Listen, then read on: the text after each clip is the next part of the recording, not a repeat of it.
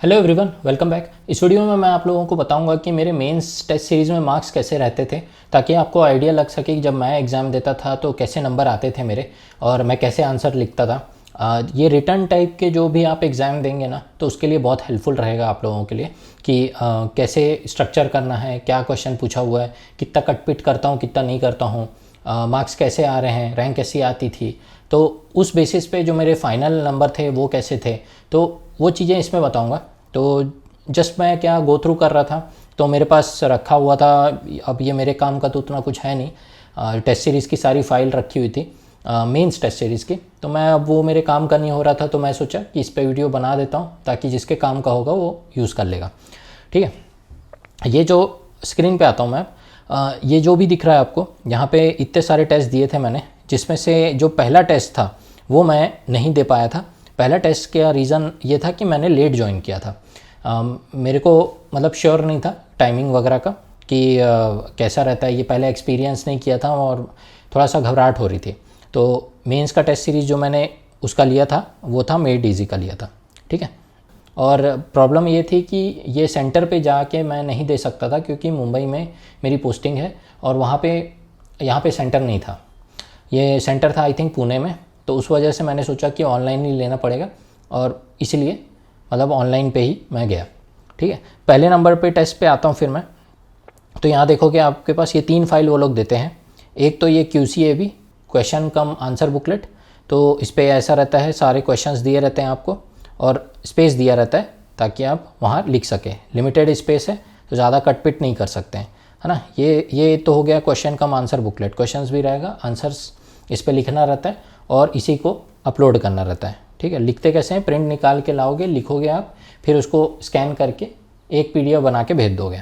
ठीक है, फिर ये अलग से एक क्वेश्चंस की PDF देते हैं वो, जैसे ये है क्वेश्चंस वगैरह है यहाँ पे।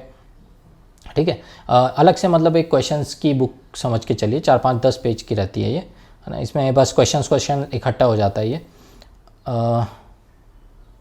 एक मिनट, क्वेश्चंस इकट्ठा हो जाते हैं। और ये फाइल भी उतना मैं यूज़ नहीं किया, मेन तो QCAB ही यूज़ किया। उसके अलावा सॉल्यूशंस वाली फ़ाइल मिल जाएगी। सॉल्यूशंस वाले फ़ाइल जो है आपका टेस्ट ख़त्म होने के 2-3 दिन बाद आती है। 2-3 दिन का वो टाइम देते हैं जिसमें आप अपना जो क्वेश्चन का आंसर बुकलेट है उसको अपलोड कर सको। उसके बाद ही मतलब एक डेट पे ये रिलीज़ करते हैं, ताकि आप चेक वगैरह कर सको आंसर जैसे आपने सॉल्व किया था वैसे है कि नहीं। मेरी इवैल्यूएटेड आंसर शीट नहीं है, क्योंकि फर्स्ट टेस्ट मैं नहीं दे पाया था। ठीक, इस पर कुछ नहीं था। सेकंड टेस्ट से स्टार्ट करते हैं, वहाँ से मेरा स्टार्टिंग हुआ। और सब हफ्ते टेस्ट रहता है, तो एक रूटीन सा बन जाता है। तो यहाँ पर देखोगे तो 3 फाइल के साथ एक और फाइल है मेरे पास, इवैल्यूएशन वाली फ़ाइल। यहाँ भी वही सेम सिनेरियो है। QCAB देखेंगे तो ऐसा है, क्वेश्चंस हैं, फिर उसके बाद स्पेस दे दिया आंसर लिखने के लिए। ठीक है, प्रिंट लेके आंसर लिखिए आप विद इन गिवन टाइम और उसको अपलोड कर दीजिए। कोई चेक करने के लिए नहीं है यहाँ, अपने मतलब भरोसे पे आप करेंगे, है ना, ईमानदारी से। फिर वैसे ही क्वेश्चंस की एक बुकलेट है, ऐसे PDF है, अलग से क्वेश्चंस वगैरह रहते हैं इसमें, है ना। और एक हो गया सॉल्यूशंस की। ठीक है, सॉल्यूशंस रहते हैं इसमें, जैसे देख रहे हो ये क्वेश्चंस वाली है, सॉल्यूशंस वाली अलग लिख दी मैंने। एक्चुअली ये वाली सॉल्यूशंस वाली है, ये वाली क्वेश्चंस वाली है, मतलब समझ गए होंगे। फिर जब इवैल्यूएट हो जाता है तो जो अगला हफ्ता आता है, अगला टेस्ट के लिए आप प्रिपेयर होते रहेंगे, तो उसके बीच में ये रिलीज़ कर देते हैं इवैल्यूएटेड वाला। जैसे मेरे केस में इवैल्यूएशन देखो तो 121 नंबर मिले हैं मेरे को, है ना। कितने में, 300 में। 300 का पेपर था, उसमें 121 अच्छे मार्क्स नहीं है उतने, है ना। यहाँ पे देखोगे आप मैंने कैसे लिखा है, तो राइट मिला है, 10 में से 8 मार्क्स मिले हैं यहाँ। ठीक है, फिर 9 मार्क्स मिले हैं यहाँ 10 में से। फिर आप देखोगे आगे जाएंगे तो मैंने छोड़ रखे हैं जो क्वेश्चन नहीं बन रहे थे मेरे से। ये सब देख रहे हो आप, मेरा पैर भी दिख रहा है यहाँ पे, अपलोड किया है मैंने बाद में, है ना। फिर वो चेक होके लिखाती है। फिर यहाँ देखोगे तो 20 नंबर में मेरे को 9 नंबर में मिले हैं, है ना, अलग अलग तरीके से लिखा है। यहाँ पे देखोगे थोड़ा बहुत कटपिट भी है, लेकिन 10-10 मार्क्स का है तो 9 और सेकंड वाले में 6-7-8 मिल गए, 9 और 8 मिल गए हैं मेरे को नंबर, तो 17 नंबर के अराउंड 20 में मिले हैं। ठीक है, ऐसे लिखा है मैंने। और देखते जाओगे तो ऐसे ही करते करते मतलब देखोगे यहाँ गलत भी है कुछ पार्ट, तो 9 नंबर 6 नंबर मिल गया है। ठीक, यही क्वेश्चन है। फिर यहाँ 8 नंबर मिला है, 7 नंबर मिला है, 2 क्वेश्चन है 10-10 मार्क्स के। ऐसे करते करते मेरे को मिला है। तो ये मेरा फर्स्ट एक्सपीरियंस था। फर्स्ट एक्सपीरियंस में थोड़ा सा मतलब दिक्कत हुई थी मेरे को कैसे करना है करके। तो ये पहला आंसर शीट है, ऐसा मिलता है, ठीक है। अब इस पे तीसरे टेस्ट पे चलते हैं। तीसरे टेस्ट पे जाओगे तो ऐसी इवैल्यूएशन है, फिर यहाँ पे टॉपर्स के भी मार्कशीट दिए हुए हैं, ठीक है। तो ये 3 तो ऐसे ही हैं जैसे थे QCAB क्वेश्चंस वाले और सॉल्यूशंस वाले। इवैल्यूएशन वाला देखोगे तो इस समय मेरे को मिला है 147 आउट ऑफ 300। ऐसे ही आंसर्स लिखे हैं सारे मैंने। यहाँ पे 11 नंबर मिला है 12 में से। फिर उसके बाद यहाँ देखोगे तो 12 में से 8 नंबर मिला है, कुछ पार्ट गलत था क्योंकि, ठीक है। फिर यहाँ पे छोटा सा लिखा है मैंने आंसर, तो 12 में से 4 मार्क्स मिले हैं मेरे को, देख रहे हो आप। ज़्यादा कुछ आता नहीं था तो करके, है ना, ज़्यादा कटपिट नहीं किया, थोड़ा एग्जांपल भी देखिए, कार वार भी बनाया है मैंने, है ना, बताने के लिए कैप्चर इफेक्ट का। फिर उसके बाद ये भी देखोगे तो यहाँ 16 मार्क्स मिले हैं 20 में मेरे को। 20 में हाँ 2-3 पार्ट हैं, ऐसे लिखते गया हूँ, जो नहीं बनता था वो नहीं लिखा है ना। और ये देखिए जैसे इसमें 19 मिला है 20 में से, 5-4 हाँ 20 में से 19 मिला है, ऐसे करके आंसर्स होते हैं। अब 147 नंबर था, टॉपर 1 का कितना नंबर है, तो 209 नंबर था इसका टॉपर का, है ना, मैक्सिमम 300 में से, बढ़िया लिखा होगा इसने। और फिर टॉपर 2 का नंबर कैसा है, वो भी 209 वो भी 209 पे है। तीसरा वाला बंदा कहाँ कितने पे है, 196 पे है ना। तो ऐसे करके वो रैंकिंग भी देते हैं, मार्क्स भी देते हैं, टॉपर्स के सॉल्यूशंस भी प्रोवाइड करते हैं ताकि आप मतलब इम्प्रूव कर सकें, है ना। तो ऐसा नहीं है कि मेरा मार्क्स इम्प्रूव ही होते जा रहा है। थर्ड टेस्ट बताया, फोर्थ टेस्ट में देख लोगे तो मेरे नंबर ख़राब होंगे कुछ, है ना। देखते हैं फोर्थ को वाले में 150 बेटर है थोड़ा, 159 है। मेरे डाउनग्रेड भी हुए हैं। तो ये सब्जेक्ट वाइज चल रहे हैं, देख रहे हो आप, सारे रखे हुए हैं। 124 जैसे यहाँ डाउन हो गया मेरा, है ना। टॉपिक ऐसा पूछ देते हैं कि जो मेरे को नहीं आता है तो मैं कवर अप करता था, कि कम नंबर आए हैं तो उसमें पढ़ पढ़ के जल्दी कवर अप करता था। ये किसका था, कंप्यूटर ऑर्गेनाइजेशन मटेरियल साइंस का था ये एग्ज़ाम। तो यहाँ पे मैं वीक था थोड़ा, तो इस पर जहाँ पे वीक रहता था उसी में ज़्यादा टाइम देता था। और यहाँ टॉपर लोगों के मार्क्स कितने आ रहे हैं, उसके आए हैं भाई 207, वो लोग 200 हिट कर रहे हैं। मतलब जनरली टॉपर्स के 200 तो रहते ही थे, मैं जितना ध्यान दिया हूँ, है ना। उसने लिखा है ये देखिए 256 अटैम्प्ट किया है जो सेकंड टॉपर है, और 201 मिला है उसको, है ना। देखो इतना दबा के लिखते हैं लोग, मतलब अच्छा खासा कंपटीशन मिलता है। ये तो हो गया सब्जेक्ट वाइज टेस्ट हुआ। फिर ऐसे करते करते जलते जाओगे, हर हफ्ते देते जाओगे यहीं बैठ के।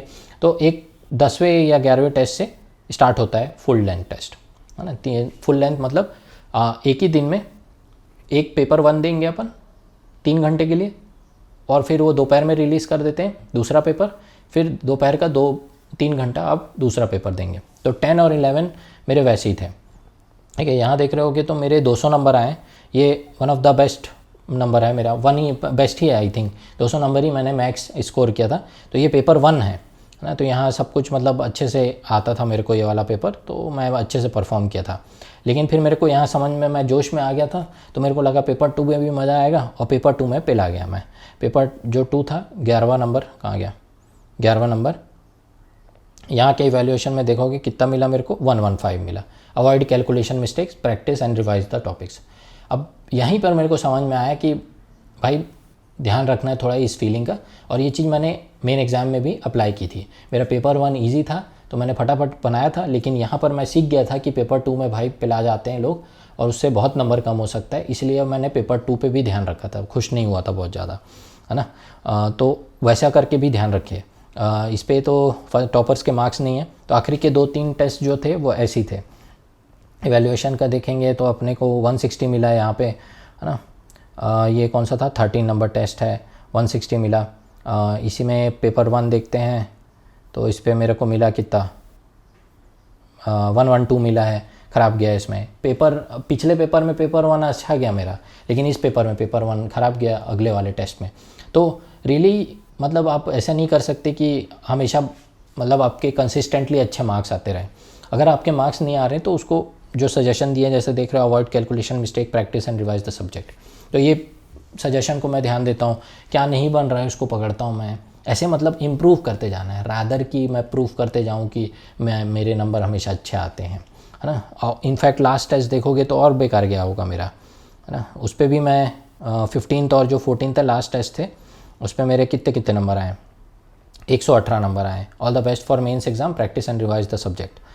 वो बार बार वही चीज़ मेरे को बोल रहे थे, प्रैक्टिस रिवाइज द सब्जेक्ट। और इस पे देखोगे तो इस पे भी 125 आए हैं, कुछ रादर अच्छे नहीं आए हैं मेरे नंबर, है ना। लेकिन मैं जो फोकस रखता हूँ मार्क्स पे ही रखता हूँ, कंसिस्टेंटली जो जो सीखने मिल रहा है वो सीख लेता हूँ, ताकि फाइनल एग्ज़ाम में मैं गड़बड़ ना करूँ कोई, है ना। और फाइनल एग्ज़ाम में मेरे मार्क्स कितने थे, पेपर 1 में मेरे मार्क्स थे 194, 230 के अराउंड मैंने अटेम्प्ट किया था 300 में, और 294 92 के आसपास मेरे मार्क्स थे। पेपर 2 में कम था, पेपर 2 मेरे को पता था कि टफ गया है मेरे को, और 180 का बनाया था मैंने, उस पर 145 मिला था, तो अच्छा ही मिला था जितने मेरे मिल रहे थे मेरे को मार्क्स। तो आपके टेस्ट सीरीज़ में मार्क्स ऊपर नीचे हो सकते हैं, लेकिन वो उसको ऐसा नहीं लेना है कि डिमोटिवेटिंग नहीं लेना है कि मार्क्स कम हो गया तो ख़राब है, या फिर बढ़ गया तो खुश हो गए। मेन ये है कि आपको सीखते रहना है इसमें, जितने भी टेस्ट हुए हैं उससे आपकी नॉलेज बेहतर बना के आपको फाइनल जो बैटल है उस पर अवॉइड करना है गलती करने से। तो यहाँ गलती कर करके जितनी कर सकते हो कर डालो, ताकि फाइनल एग्ज़ाम में अपन अच्छा परफॉर्म कर सकें। मेन पॉइंट यही होता है टेस्ट सीरीज़ का, मैं ऐसे ही लेता हूँ। तो ये करीब लास्ट टेस्ट जो था आई थिंक 10 दिन पहले था, फिर बाद में मैं रिवाइज़ करे जा रहा था जिस दिन एक्चुअल टेस्ट था तब तक, और फिर उस दिन मैंने जो भी गलतियाँ की थी उससे क्या सीख जाता है आदमी। तो इसलिए मतलब इतना सीरियसली नहीं लीजिएगा मार्क्स को, आप बस इम्प्रूव करते रहिए। तो मैंने यही किया था, और फाइनल में मेरे को जैसा नंबर बताया ये हूँ मैं आप लोगों को, वैसा नंबर आया था। तो ये फाइल्स मैं अब डिलीट करने की सोच रहा था, क्योंकि अब कोई मतलब नहीं है मेरे को, हो तो गया मेरा, यूज़ हो गया ये, तो आप लोगों के कुछ काम आ जाएगा। मैं यहाँ ही पर बैठ के सारा टेस्ट देता था, और कैसे टेस्ट देता था कि मतलब जिस दिन ऑफिस नहीं है उस दिन आगे पीछे करके टेस्ट देता था, है ना। वो 2-3 दिन देते हैं सबमिट करने के लिए PDF जो है बना के, तो मैनेज हो जाता था। ऐसा नहीं है कि उसी दिन टेस्ट है तो उसी दिन डालो करके PDF बना के, थोड़ा आगे पीछे भी कर सकते थे। तो ऐसे करके मैं मतलब मैनेज करता था, टेस्ट सेंटर तो था नहीं इधर। और इससे रिलेटेड मैं आपको बताऊंगा कि कैसे मैं मैनेज करता था, टाइमिंग वगैरह, इससे अगर लगेगा आपको। ये तो मार्क्स के बता रहा था मैं, PDF से मतलब कैसे मिलती है वहाँ से। और ये चार्जेबल था, ऐसा नहीं था कि फ्री ऑफ कॉस्ट था, free of cost interview guidance वाला था मेरे लिए, ठीक है। होपफुली कुछ सीखे होंगे आप लोग। अगले वाले टेस्ट में मैं बताऊंगा आपको, अगले वाले वीडियो में बता दूंगा कि मैं टाइम कैसे यहाँ मैनेज करता था, और किस टाइम पे टेस्ट देता था, कैसे देता था, रूटीन कैसे फॉलो करता था। तो वो चीज़ें आपको थोड़ा समझ में आ जाएगी, तो आप भी अपना ऐसे प्लान कर सकते हैं। इनफैक्ट किसी भी रिटर्न एग्ज़ाम के लिए आप इसको ऐसे यूज़ कर सकते हैं, तो काम आएगा। मेंस टेस्ट सीरीज़ बहुत अच्छी होती है, इस पर क्वेश्चंस वगैरह मतलब अच्छे रहते हैं लेवल पे, तो आपको काफ़ी क्लैरिटी आ जाती है सब्जेक्ट में, है ना। जो क्लियर भी हो अगर सब्जेक्ट, तो भी मेंस टेस्ट सीरीज़ ज़रूर एक बार फेस करें, क्योंकि इससे आपके बहुत क्लैरिटी आ जाएगी। आंसर राइटिंग करके उनके सॉल्यूशन भी देखोगे तो आपको अप्रोच पता लगेगी, कहाँ नंबर गंवा रहा हूँ मैं, कैसे गंवा रहा हूँ। तो प्रोग्रेसिव अप्रोच रखिए, ताकि फाइनल एग्ज़ाम में दिक्कत ना हो, है ना, स्मूथली आप राइट कर सकें एग्ज़ाम। तो यही था, ठीक है, कुछ सीखे हो गए। अगले वीडियो में मैं कुछ अलग टॉपिक लेके आता हूँ, फिर तब तक मिलते हैं अपन।